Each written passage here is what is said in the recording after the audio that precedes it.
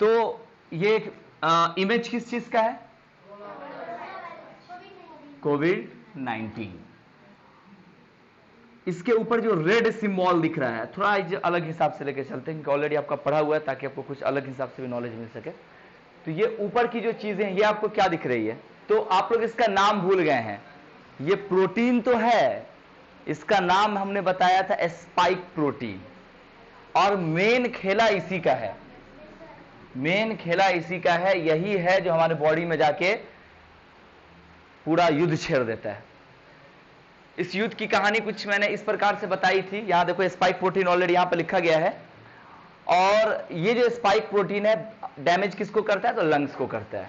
ठीक है, बताए हुआ चीजें सिर्फ हम इंडिकेशन मार्क दे के आगे बढ़ते हैं, इसी में हमको फिर आगे देखना है। उसके बाद आपने फिर ये देखा था, ये मैंने फिगर क्यों दिया था यहां पर? ये फिगर सेल का है, और सेल का 3D फोटो है, अंदर का फोटो है। यहां पर हमने दिया था आपको आरएनए को बताने के लिए, और जो कोरोना वायरस है ये आरएनए सिम्टम्स है, वो आगे चल के और इसका डिस्कशन आने वाला है। उसके बाद हमने बताया था कि ये अपनी संख्या जो है बहुत बड़ी मात्रा में बढ़ा लेता है, और ये कहां जाके बढ़ाता है? सेल का मैंने बताया था। सेल में मैंने एक पार्ट्स बताया था। कौन सा वो पार्ट्स था? जहां जाके वो अपनी संख्या को मल्टीपल करता था, वो कौन सा पार्ट था? तो बहरहाल वैक्सीनेशन का मतलब क्या होता है? वैक्सीन का मतलब क्या होता है? चलो पहले वैक्सीन बताओ। वैक्सीन किसको कहेंगे? वायरस का एंटीवायरस का है। प्रोटोजोआ का ना हो सकता है, फंगस का ना हो सकता है। यहां पे सीधा सा मतलब है कि पैथोजेन। पैथोजेन किसको कहते हैं? थोड़ा सा पहले बायोलॉजी समझ लेते हैं, उसके बाद तक खैर इसको चुटकी में हम समझा ही देंगे, आप समझ भी लीजिएगा।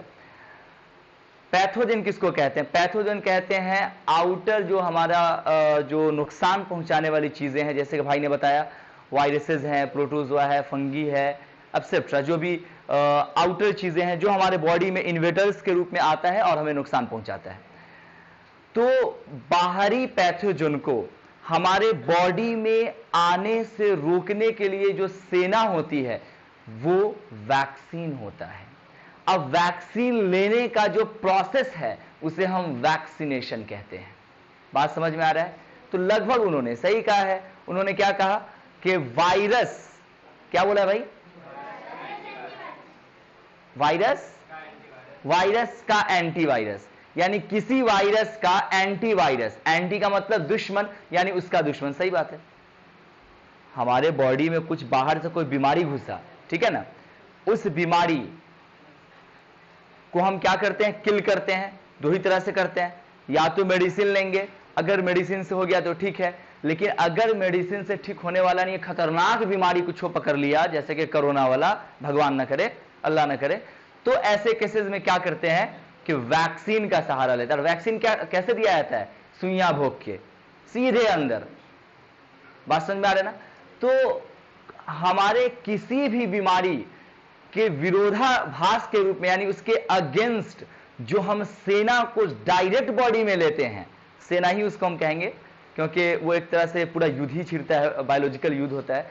तो उसको जो लेने का जो प्रोसेस है, और साधारण भाषा में अगर कहा जाए तो किसी दवा को इंजेक्शन के थ्रू बॉडी के अंदर लेने का जो प्रोसेस है उसे हम वैक्सीनेशन कहते हैं।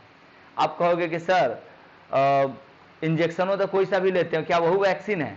वो वैक्सीन नहीं है, लेकिन वैक्सीन का ही छोटा भाई जरूर है, क्योंकि उस केस में भी ऐसा ही होता है कि किसी आप एक बीमारी को किल करने के लिए बाहर से आप कोई ऐसी चीजें ले रहे हो। लेकिन थोड़ा सा इसमें फर्क है जो कि हम समझने वाले हैं। बहरहाल, तो कोरोना के केसेस में वैक्सीनेशन का क्या काम है? जैसा कि आप जानते हो कि कोरोना होता कैसे है, तो कोरोना, अच्छा ये बताओ कि कोरोना वायरस से होता है, प्रोटोजोआ से होता है, फंगस से होता है, या फिर किस चीज से होता है? चलिए बहरहाल, तो बताएंगे, आगे बताएंगे। सबसे पहले इस स्ट्रक्चर को आप देखिए, ये आपको क्या शो कर रहा है फिगर। हम ज्यादातर चीज आज आपसे पूछेंगे, आपको बताना है। अगर नहीं बताओगे तो फिर तो बताने पर मजबूरी है, क्या करेंगे? क्योंकि इसका जो मेन कंसेप्ट है वो कंसेप्ट मिल चुका है आप लोगों को। बताइए ये फिगर देख के कि इस फिगर के अंदर ये जो छुपा है ये सब, ये क्या है? स्पाइक प्रोटीन, बिल्कुल सही बात है। ऊपर से ये सब क्या है? एंटीबॉडी है। बात समझ में आ रहा है ना? इतना समझ गया, कहानी खत्म, सॉरी मतलब कहानी समझ में आ जाएगी, खत्म नहीं हुआ है। तो वैक्सीन में क्या होता है कि हम बाहर से कोई ऐसी ताकत को बॉडी के अंदर इनहेल करते हैं जिसके रिस्पॉन्स में अंदर का जो बीमारी है उसके अगेंस्ट में क्या करता है, ये जो हमारा वैक्सीन है वो चारों तरफ से अपनी सेना को भिड़ाता है कि बाहर से जो हम लोग लिए चारों तरफ से इस जो पहले से जो सेना है उस सेना को, जो बाहरी वाला जो सेना जो हम लिए उसको दोनों आमने सामने भिड़ंत इसकी हो जाती है, जैसा कि यहां पे आपको दिख रहा है। अब इसका नाम क्या है? आपने अभी अभी बता दिया कि एंटीबॉडी है। पता ये चला कि हम बाहर से जो इनहेल करते हैं अपने बॉडी के अंदर किसी भी वैसे सब्सटेंस को जो हमारे लिए गुड फैक्टर का काम करता है, वो क्या कहलाता है? एंटीबॉडी। समझ गए? एंटीबॉडी और एंटीजन में फर्क है थोड़ा, ठीक है, उस पर भी चर्चा करेंगे, कभी और कर लेंगे। फिलहाल यहां पे एंटीबॉडी का ही काम है। तो एंटीबॉडी क्या करता है वैक्सीन में कि चारों तरफ से इसको घेर लेता है। अब ये करेगा क्या? घेरने के बाद युद्ध करेगा, सीधी सी बात है भाई। युद्ध करने का इसका ये सेंस नहीं है कि निकाल गरासा निकाल तलवार, ये क्या करे, इस केस में ऐसा नहीं है, और सब में होता है। इस केस में ऐसा नहीं। ये क्या करेगा? आराम से जाएगा। देखो इसके पास मुंह बना हुआ है और ये देखो ये इससे थोड़ा छोटा है। आपको साइज इस तरह का यहाँ पे मैंने जान से दिया कि आपको क्लियर समझ में आ जाएगा। करेगा क्या? ये ऐसे ऐसे ऐसे ऐसे जाएगा, यहां सट जाएगा, ठीक है ना? बात समझ में आ रहा है? फिर ये जाएगा, ऐसे ऐसे जाएगा, ये सट जाएगा। मतलब ये अपने मुंह के अंदर इसको क्या करता है? खा लेता है, खा लेता है, पचा लेता है, मार लेता है, पूरा मतलब कुचुमड़ी बाहर कर देता है। ये इसको हिलने तक का मौका नहीं देता है। तो वैक्सीन का बस यही काम है कि हमारे बॉडी में भारी मात्रा में एंटीबॉडी का निर्माण करेगा और वो जो एंटीबॉडी है वो स्पाइक प्रोटीन को जाके किल करेगा। बस मात्र इतना ही काम है। अब आपके दिमाग में आएगा कि सर इतना ही आसान था तो वैक्सीन बनाने में पूरी दुनिया परेशान काहे हो गई? सीधी सी बात है। समस्या क्या था इसको समझिए। समस्या हमारे पास ये तो खैर आप समझ गए, स्पाइक प्रोटीन का भी मैंने बताया। समस्या ये थी कि देखो ये पूरा हमारा किस क्या है? कोरोना का एक स्ट्रक्चर, यानी कोरोना का एक सेल है, इसको मान सकते हैं कोरोना सेल। हालांकि ऐसा बोलना सही नहीं है लेकिन समझने के लिए एक कोरोना का एक पूरा सेल है। अब इस कोरोना के सेल में ध्यान रखिएगा एक व्हाइट व्हाइट टाइप का ऐसे ऐसे ऐसे ऐसे आपको यहां पर कुछ चीजें दिख रही होंगी, दिख रही है? रुको थोड़ा सा और अच्छा से शो कर देते हैं, ये ऑनलाइन वाले को दिक्कत हो जाता है दिक्कत सहना पड़ेगा लग रहा है। लोग रुक जा भाई। बस एक तुम हो।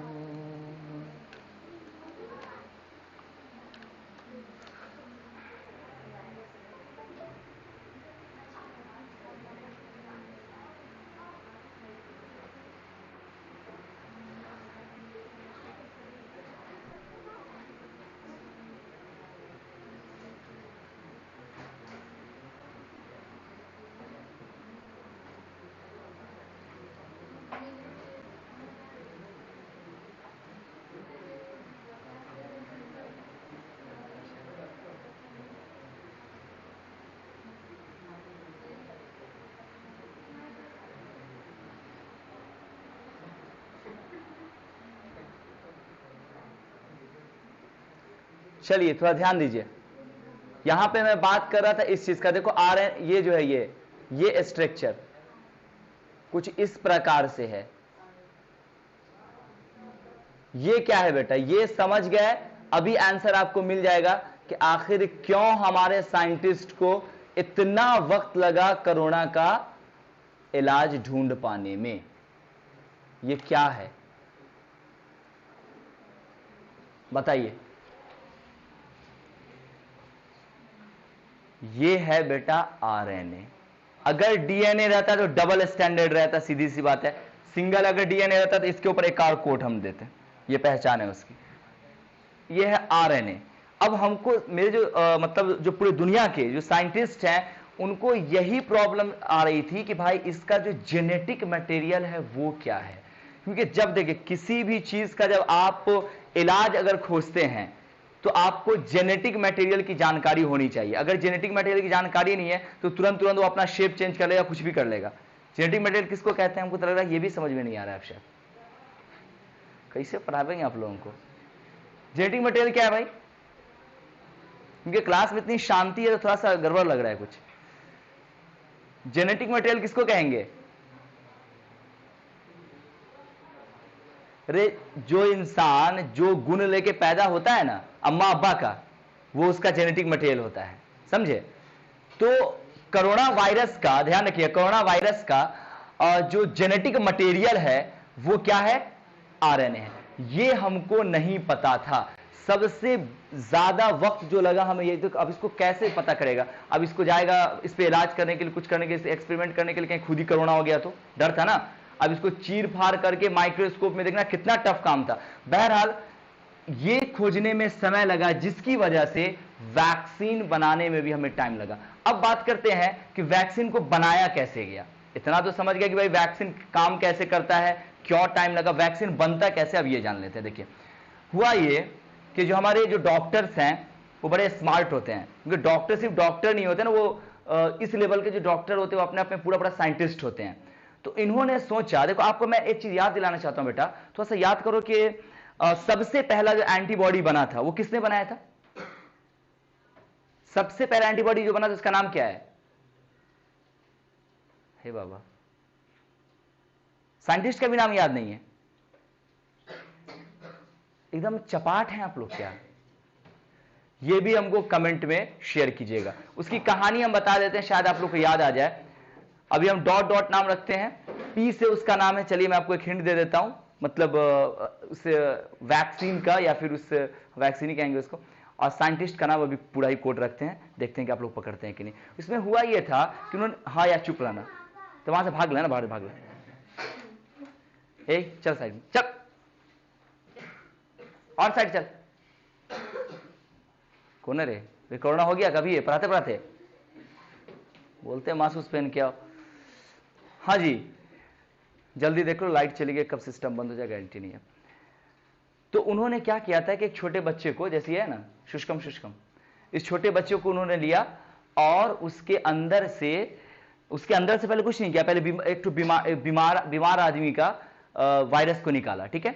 उस बीमार आदमी के वायरस को उन्होंने एक स्वस्थ बच्चे में, एकदम ठीक ठाक था इसकी तरह, उसमें डाल दिया। अब सोचने की बात है कि भाई जो आदमी स्वस्थ है, अभी कोरोना का टीका हम लोग क्यों नहीं ले रहे हैं? इसलिए बहुत लोग नहीं ले रहे हैं। उन लोगों को लगता है कि पता नहीं इसमें कुछ गड़बड़ी है, कहीं हम और मर ही नहीं जाए इसकी वजह से, यही ना डर है। तो उन्होंने कुछ ऐसा ही किया। अच्छा समझिएगा इसको, बड़ा आसान, आपको लगेगा क्या खेला तमाशा है, लेकिन जो करता है वही जानता है क्या है इसमें, लेकिन समझना बड़ा आसान है इसको। तो उन्होंने उस बच्चे के बॉडी में डाल दिया, क्या डाला? बीमारी वाला वायरस। रोज दिन उस पर रिसर्च किए कि बच्चा कितना बीमार पड़ रहा है तो कैसे कैसे बीमार पड़ रहा है, कितना बीमार पड़ रहा है। उसके बाद उन्होंने क्या किया, उसके अगेंस्ट में उसको दवा देना शुरू किया, ठीक होने वाला।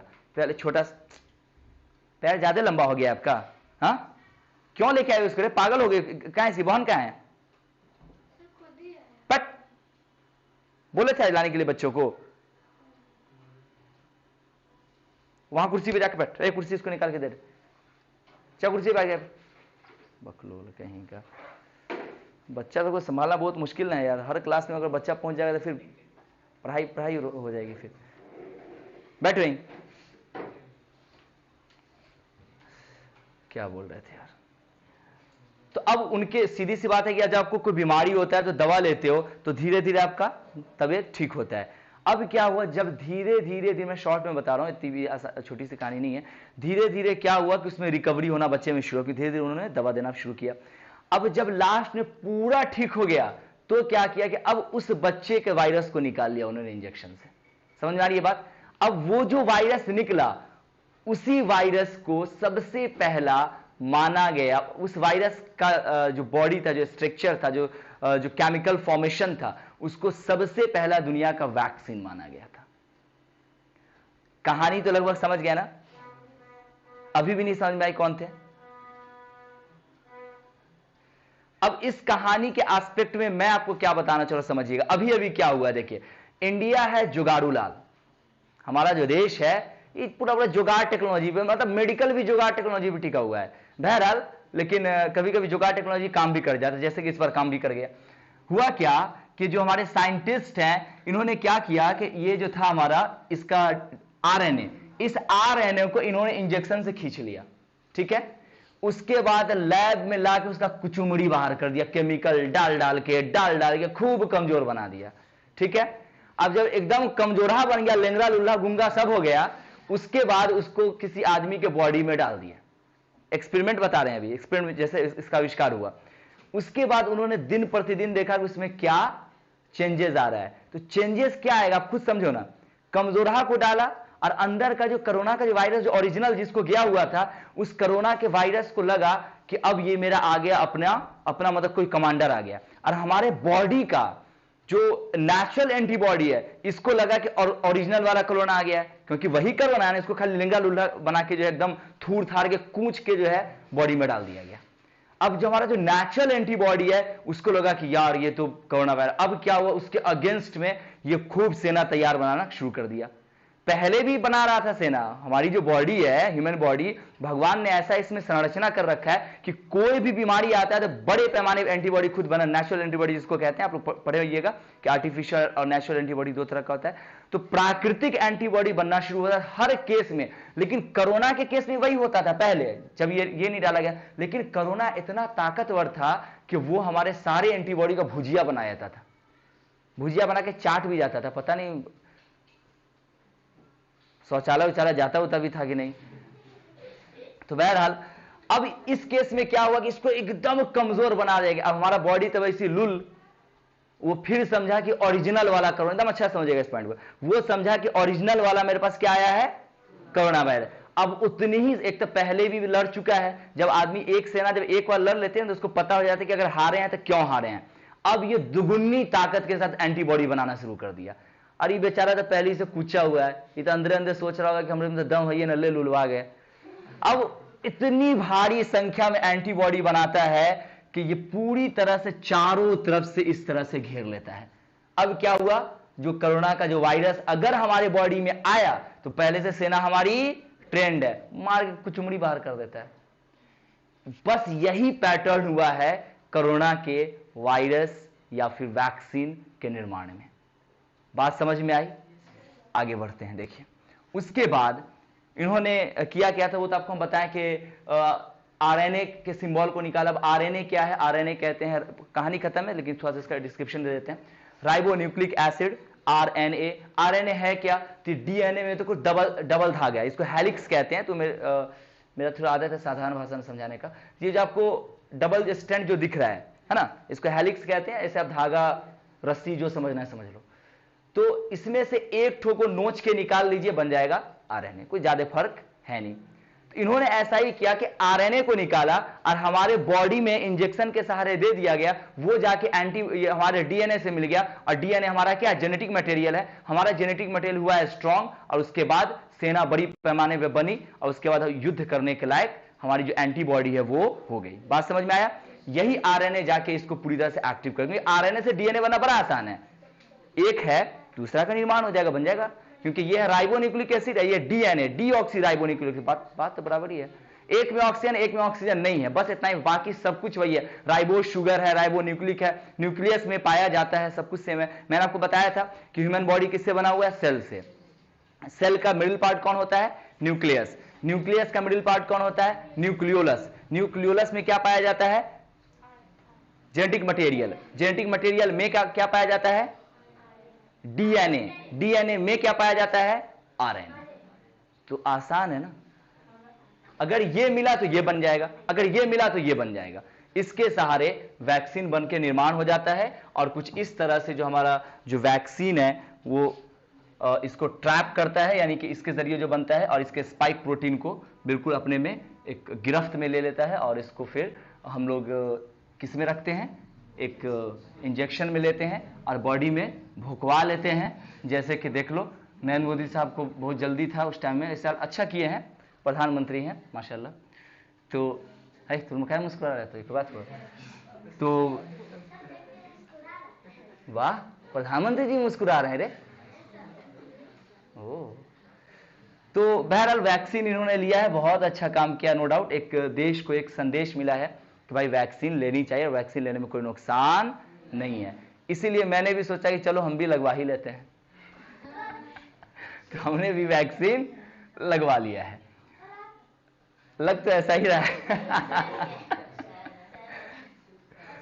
तो वीडियो बेटा अगर पसंद आया हो तो लाइक, शेयर और सब्सक्राइब कीजिएगा और फ्रेंड सर्कल में से शेयर कीजिएगा। Thank you. चलिए ऑनलाइन वाले, ऑफलाइन में तो हमको लग नहीं रहा है किसी को कोई दिक्कत है, आप लोग पूछ सकते हैं। ऑनलाइन वाले कहीं भी किसी भी टॉपिक्स में थोड़ा भी अगर कहीं भी थोड़ा भी प्रॉब्लम हो तो प्लीज पूछिए।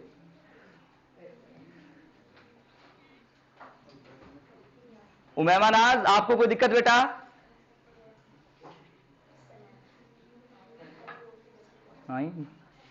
ओह वेरी गुड, कमाल की बात है। आप लोग चौथा पांचवा क्लास में, नो सर सच्ची में ईमानदारी से अगर बोल रहे हैं, ये मेरी कामयाबी है। थैंक यू बेटा।